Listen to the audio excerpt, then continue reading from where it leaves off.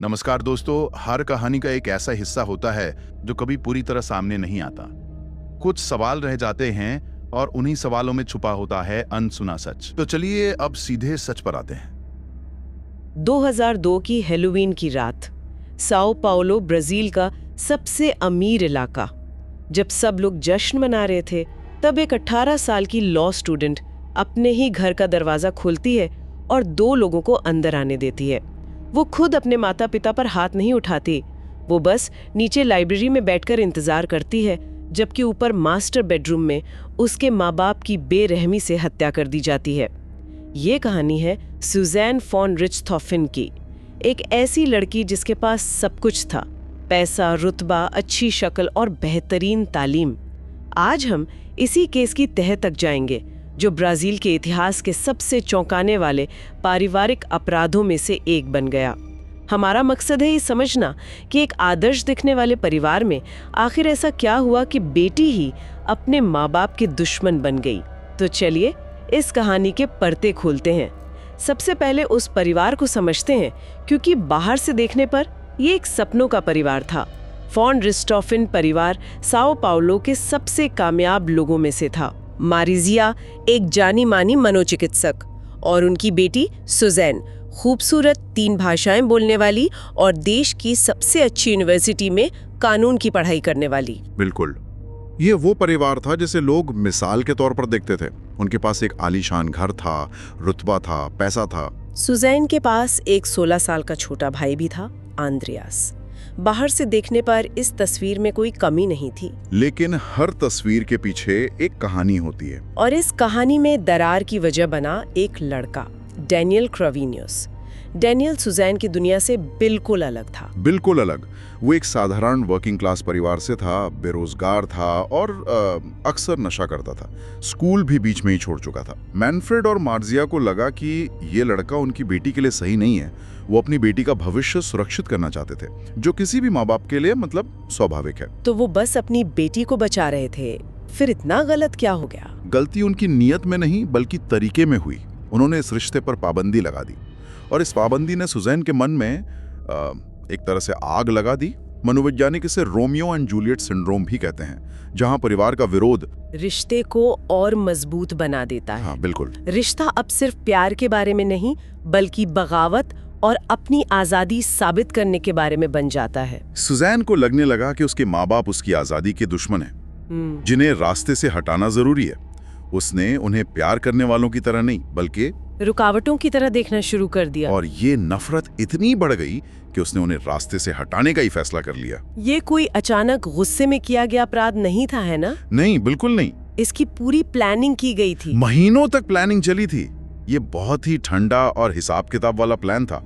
Suzanne ने अपने माता पिता के आने जाने का वक्त, घर के सिक्योरिटी सिस्टम की कमजोरियां, यहाँ तक कि कौन सा कैमरा कहाँ लगा है, सब कुछ स्टडी किया।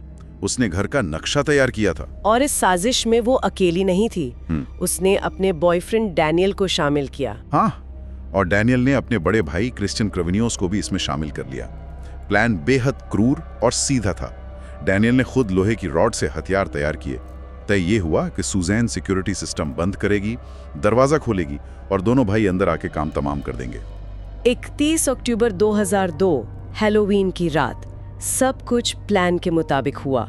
सुज़ैन ने सबसे पहले अपने भाई आंद्रियास को उसे घर से बाहर कर दिया। हाँ, एक गेमिंग पार्टी में भेज दिया ताकि वो घर पर ना हो।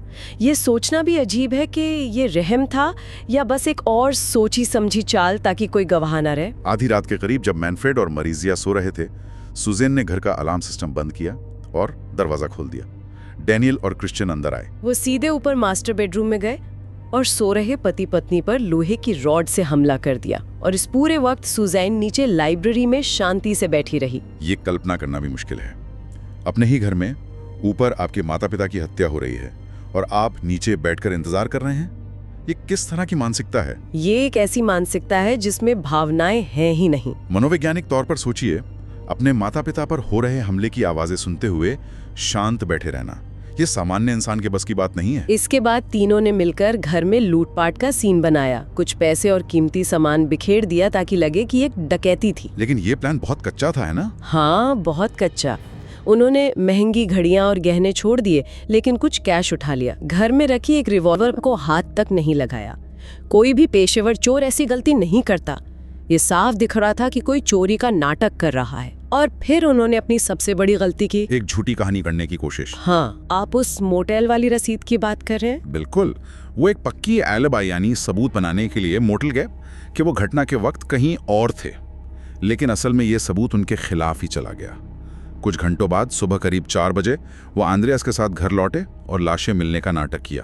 तो पुलिस को शक कब हुआ? क्या वो उनके नाटक में आ गई थी? पहले दिन से ही शक था।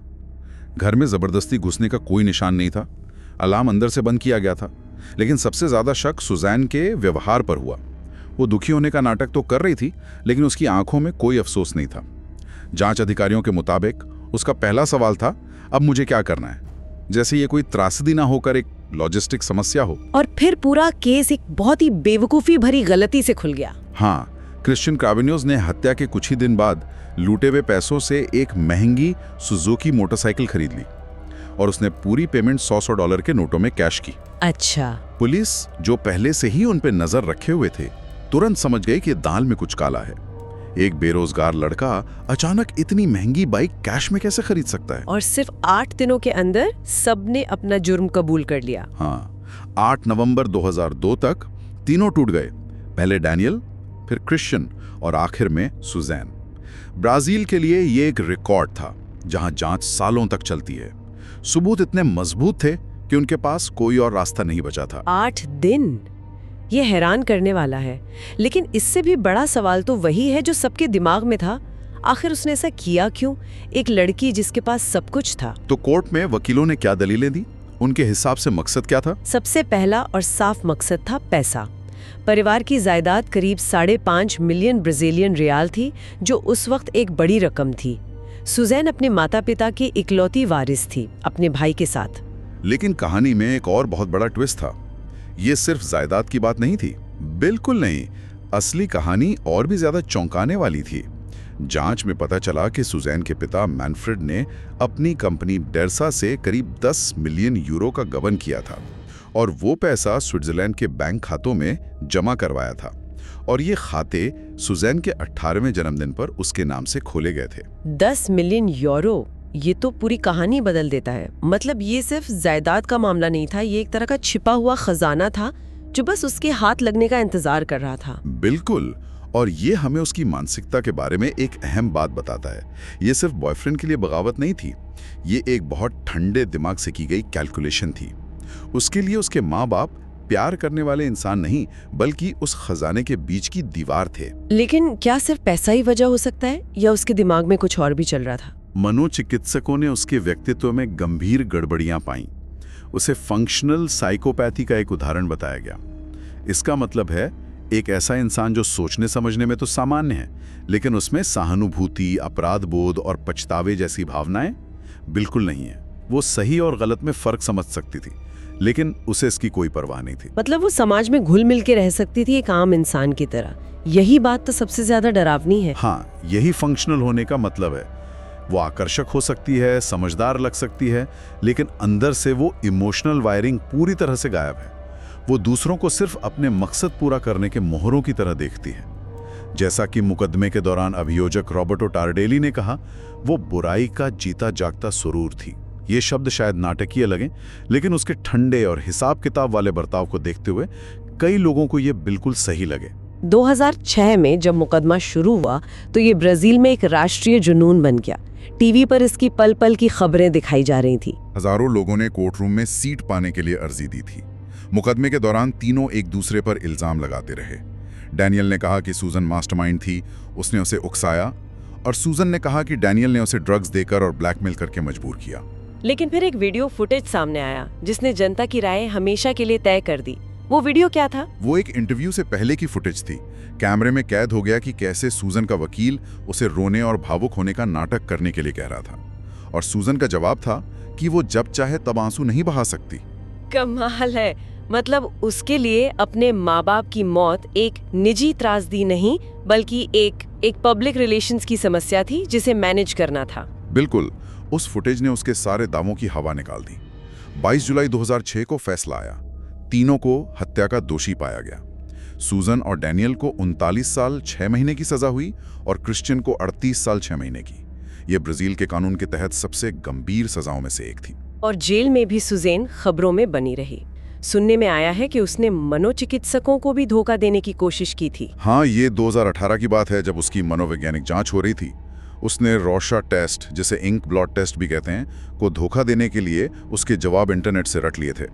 वो मनोचिकित्सकों को ये यकीन दिलाना चाहती थी कि वो अब बदल चुकी है और सामान्य है। एक मिनट, मतलब वो मनोचिकित्सकों को भी धोखा देने की कोशिश कर रही थी इतने साल जेल में रहने के बाद भी? ये तो दिखाता है कि उसमें सुधार की कोई गुंजाइश ही नहीं थी। इस हरकत ने ही ये साबित कर दिया। उसका दिमाग अब भी धोखा और हेरफेर से भरा हुआ था। मूल्यांकन रिपोर्ट में साफ लिखा था कि उसमें पछतावे का कोई नामो निशान नहीं है और अगर उस पर दबाव डाला जाए तो वो दोबारा ऐसा अपराध कर सकती है। इसके बावजूद करीब 21 साल जेल में रहने के बाद जनवरी 2023 में सुजैन फॉन रिश्टोफिन को पैरोल पर रिहा कर दिया गया। जाहिर है इस पर ब्राजील में बहुत हंगामा हुआ होगा। एक तूफान आ गया। लोगों ने सवाल उठाया कि क्या 21 साल 2 लोगों की जान लेने के लिए काफी सजा है? लेकिन कानून के मुताबिक उसने अपनी सजा का एक हिस्सा पूरा कर लिया था और अच्छे व्यवहार के कारण वो पैरोल की हकदार थी। आज वो 41 साल की है और एक सामान्य जीवन जी रही है। और जो बात लोगों को सबसे ज्यादा परेशान करती है वो ये है कि अब वो खुद एक बच्चे की माँ बन चुकी है। जिस औरत ने अपने माता पिता की जान ली वो अब खुद एक माँ है। ये सोचना भी अजीब है। और उस 10 मिलियन यूरो का क्या हुआ? वो पैसा आज भी स्विट्जरलैंड के बैंक खातों में फ्रीज है। ये अभी तक तय नहीं हो पाया है कि वो पैसा सुजैन को मिलेगा या नहीं, क्योंकि कानून के मुताबिक कोई भी अपने अपराध से फायदा नहीं उठा सकता। इस पूरी कहानी में सबसे दुखद किरदार तो उसका भाई आंद्रेयास है। बिना किसी शक के वो अपने माता पिता की मौत के सदमे से कभी उबर नहीं पाया। 2017 में उसे सड़कों पर भटकते हुए पाया गया था। दिमागी हालत ठीक नहीं थी और उसे मानसिक अस्पताल में भर्ती कराना पड़ा। उसने एक ही रात में अपना पूरा परिवार खो दिया था। माँ बाप की हत्या हो गई और बहन उनकी कातिल निकली। और कहानी में एक और दिलचस्प कानूनी मोड़ तब आया जब 2024 में सुजैन ने ब्राजील के सबसे बड़े टीवी नेटवर्क टीवी ग्लोबो पर मुकदमा कर दिया। हाँ, ये बहुत ही अजीब मामला था। नेटवर्क ने उसकी वही गोपनीय मनोवैज्ञानिक रिपोर्ट सार्वजनिक कर दी थी जिसमें लिखा था कि वो खतरनाक हो सकती है। सुजैन ने अपनी प्राइवेसी के हनन का मुकदमा किया। और हैरानी की बात है कि वो केस जीत गई। हाँ, वो जीत गई। ये दिखाता है कि कानून कितना जटिल है। जिस न्याय व्यवस्था ने उसे जघन्य अपराधी माना, उसी ने उसके मानवाधिकारों की रक्षा भी की। इसका मतलब है कि एक अपराधी होने के बावजूद उसके भी कुछ अधिकार हैं, जैसे कि प्राइवेसी का अधिकार। ये एक जरूरी सिद्धांत है, भले ही इस मामले में कितना भी अजीब लगे। तो सुजैन फॉन रिश्टोफिन का केस हमें क्या बताता है? एक तरफ तो ये कहानी है कि बुराई किसी भी शक्ल में किसी भी घर में हो सकती है, चाहे वो कितना भी अमीर और पढ़ा लिखा क्यों ना हो। और दूसरी तरफ ये कानूनी न्याय और नैतिक न्याय के बीच के फर्क को दिखाता है। बिल्कुल, कानून ने अपना काम कर दिया। जांच हुई, मुकदमा चला, सजा हुई और अब वो कानूनी तौर पर आजाद हैं। सिस्टम ने अपना काम किया। लेकिन जो नैतिक सवाल हैं वो आज भी जिंदा हैं। क्या समाज को ऐसे व्यक्ति को दोबारा स्वीकार कर लेना चाहिए? क्या पुनर्वास संभव है जब इंसान में पश्चाताप की भावना ही ना हो? और अंत में ये विचार छोड़ जाते हैं, एक इंसान जिसने अपने परिवार को खत्म कर दिया, आज वो अपना खुद का परिवार बना रही है। क्या कोई इंसान सच में बदल सकता है, खासकर जब मनोवैज्ञानिक मूल्यांकन कहता हो कि वो खतरनाक हो सकती है? क्या इसे न्याय कहेंगे? कुछ कहानियों के जवाब शायद कभी नहीं मिलते, वो सिर्फ सवाल बनकर रह जाती हैं। आज के लिए बस इतना ही दोस्तों। ऐसे ही अनसुने सच और अधूरी कहानियों के लिए चैनल को सब्सक्राइब करें। अपना ख्याल रखें। फिर मिलेंगे एक और कहानी के साथ। नमस्कार।